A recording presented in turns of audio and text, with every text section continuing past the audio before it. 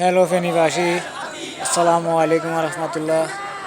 আজ জুমা জুমার শেষে জহুরিয়া মসজিদ থেকে সকল মুসল্লি একত্রিত হয়ে ফিলিস্তিনে ইসরায়েলের হামলার প্রতিবাদে এক বিক্ষোভ মিছিল বের করা হয়। উক্ত মিছিলটি এসএসকে রোড হয়ে ফেনী দয়াল চত্বরে, বর্তমান চাবন চত্বরে এবং শহীদ মিনারের সামনে প্রতিবাদ সভা অনুষ্ঠিত হয়। উক্ত সভা বিভিন্ন মসজিদের ইমামগণ বক্তব্য দেন। আসুন আমরা ইসরায়েলের এই হামলার প্রতিবাদ জানাই, তীব্র নিন্দা জানাই এবং সকল মুসলমানদেরকে এগিয়ে আসার আহ্বান জানাচ্ছি।